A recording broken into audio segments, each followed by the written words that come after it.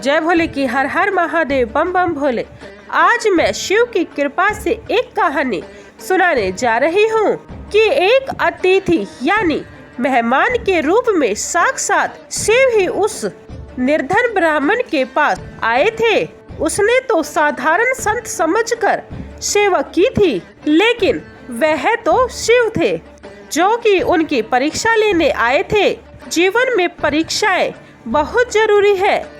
जैसे जैसे बच्चा फर्स्ट क्लास से सेकंड क्लास और सेकंड क्लास से बढ़ता ही जाता है, ऐसे ही हम भगवान के प्रति दी गई परीक्षाओं से हमारा जीवन सफल बनता जाता है। हमें करना कुछ नहीं होता, बस इतना कि जैसा हम अपने लिए सोचते हैं बिल्कुल वैसा ही दूसरों के लिए भी सोचना चाहिए, क्योंकि हर इंसान में भगवान बसते हैं। चाहे वो छोटे हो या बड़े, बड़ों का ज्यादा आदर करना चाहिए और छोटों को माफ कर देना चाहिए।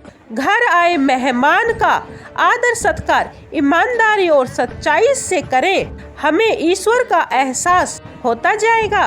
और जब आपकी सच्चाई और ईमानदारी बहुत बढ़ जाएगी तो भगवान को खुद चलकर आपको दर्शन देने पड़ेंगे। तो चलिए उस गरीब ब्राह्मण की कहानी सुनाती हूँ। एक गांव में एक गरीब ब्राह्मण रहा करता था। ब्राह्मण को लोभ और लालच बिल्कुल भी न था। वो दिन भर भिक्षा मांगकर जो भी रूखा सूखा मिल जाता उसे भगवान का प्रसाद समझकर ग्रहण कर लेता। फिर थोड़े दिन बाद उस ब्राह्मण का विवाह हो गया। विवाह के बाद ब्राह्मण ने अपनी स्त्री से कहा कि देखो, अब हम गृहस्थ जीवन में प्रवेश कर रहे हैं। गृहस्थ जीवन का सबसे पहला नियम होता है अतिथि सत्कार, गुरु आज्ञा का पालन करना और भजन कीर्तन करना। घर में कोई अतिथि आए तो उसका बड़े अच्छे से अतिथि सत्कार करना। चाहे हम भूखे रह जाएं, लेकिन हमारे घर से कोई भी भूखा जाने ना पाए।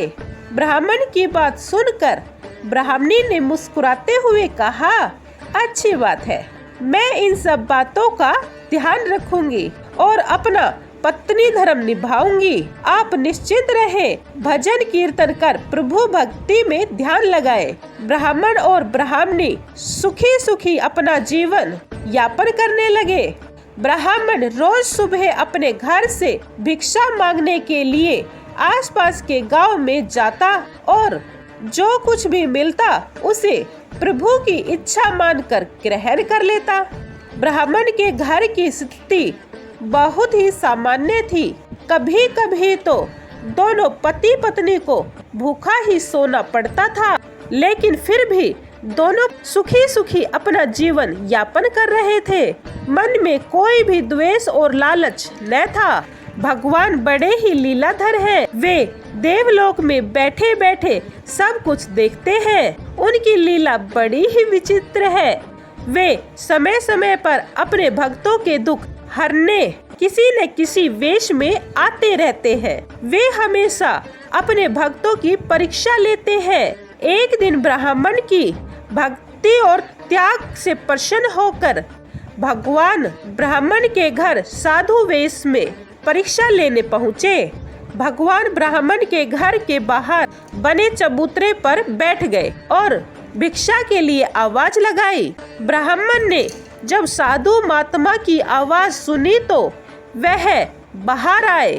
ब्राह्मण ने देखा साधु महात्मा मुस्कुराए और बोले, पुत्र, आज इस रास्ते पर चलते चलते मन किया कि आज तुम्हारे घर भोजन करूं। ब्राह्मण ने प्रसन्नता पूर्वक साधु महात्मा को नमन किया और बोला, महाराज, बड़ी ही प्रसन्नता की बात है, आज आप हमारे घर भोजन करने के लिए पधारे हैं। आइए भीतर चलिए। इतना कहकर ब्राह्मण साधु महात्मा को घर के भीतर ले गया और बिछौना बिछाकर विश्राम के लिए निवेदन किया।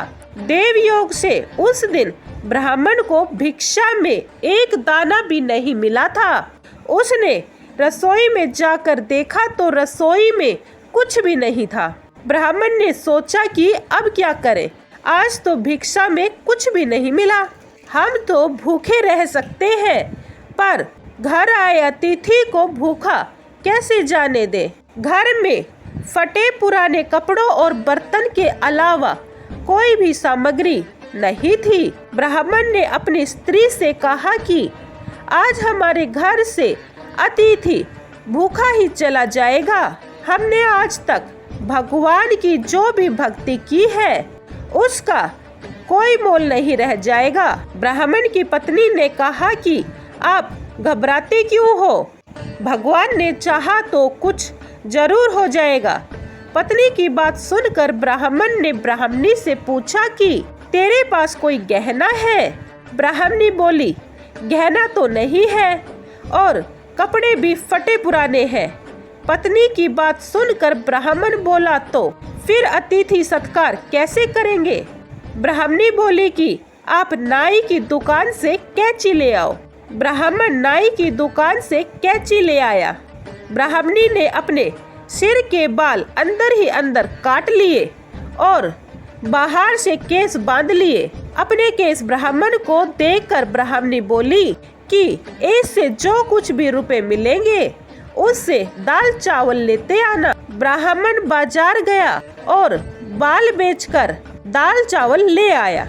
दोनों पति पत्नी बड़े आदर से साधु महात्मा को भोजन कराया। भोजन कर साधु महात्मा बोले, वत्स, इस भरी दोपहर में मैं कहाँ जाऊंगा, इसीलिए आज दिन में तुम्हारे यही विश्राम कर लेता हूँ। साधु महाराज की बात सुनकर ब्राह्मण ने प्रसन्नता पूर्वक कहा कि बड़ी अच्छी बात है महाराज, आपकी सेवा का इससे अच्छा अवसर नहीं मिल सकता। इतना कहकर ब्राह्मण साधु महाराज के चरणों के पास बैठकर उनके पैर दबाने लगा। अब परेशानी महाराज के शाम के भोजन की थी। ब्राह्मण फिर महाराज के भोजन की चिंता करने लगा। अपने पति को चिंता में देख ब्राह्मणी बोली कि आप व्यर्थ चिंता न करें, कुछ ना कुछ करती हूँ। शाम को ब्राह्मणी ने अपने सिर के बचे हुए केस काट कर ब्राह्मण को दिए और ब्राह्मण से दाल चावल खरीद लाने को कहा। ब्राह्मण बाजार से दाल चावल ले आया। रात्रि भोजन में भी दोनों पति पत्नी ने बड़ी ही प्रसन्नता और आदर के साथ साधु महाराज को भोजन कराया। भोजन करने के बाद साधु महात्मा बड़े प्रसन्न हुए और बोले, वत्स, तुम्हारे प्रेम से मैं तृप्त हो गया हूँ और मैं बहुत खुश हूँ, लेकिन अब इस अंधेरे में कहाँ जाऊँगा। सोच रहा हूँ आज रात्रि यही विश्राम कर लूँ। साधु महाराज की बात सुनकर ब्राह्मण बोला, महाराज, ये जो कुछ भी है सब प्रभु का है, आप निश्चिंत होकर यहाँ विश्राम कर सकते हैं। ये मेरा सौभाग्य है कि मुझे आपकी सेवा करने का अवसर प्राप्त हो रहा है। इतना कहकर दोनों पति पत्नी साधु महात्मा के चरणों में बैठ गए। साधु महात्मा के सो जाने के बाद महात्मा के चरणों में ही दोनों पति पत्नी सो गए। जब दोनों पति पत्नी सो गए तब महात्मा और ब्राह्मण को आशीर्वाद के रूप में उसके सारे दुख दूर कर गए और उसकी पत्नी के केस भी लौटा दिए। धन के भंडारे भर गए और उस झोपड़ी को महल बना दिया। फिर साधु महात्मा अंतर्ध्यान हो गए। सुबह जब ब्राह्मण और उसकी पत्नी उठे तो उन्होंने देखा कि उनके कपड़े बहुत अच्छे हैं और ब्राह्मणी के केस भी वापस आ गए, लेकिन साधु महात्मा कहीं दिखाई नहीं दे रहे। जब ब्राह्मण ने अपने घर को देखा तो वह ब्राह्मण सोचने लगा कि वह तो कोई पहुँचे हुए साधु महात्मा थे, मैंने उन्हें पहचाना नहीं। हमसे महाराज की सेवा में कोई कमी तो नहीं रह गई। वह फूट फूट कर दोनों रोने लगे। हम अनजान थे महाराज, हमें क्षमा करो। ब्राह्मण की विनती सुनकर भगवान प्रकट हुए और बोले, तुम्हारे प्रेम पूर्वक भोजन करवाने से मैं तृप्त हुआ हूँ, तुम सुखी रहो। भगवान शिव ने उन्हें खूब खूब आशीर्वाद दिया और भगवान अंतर्ध्यान हो गए। जय भोले की हर हर महादेव, बम बम भोले।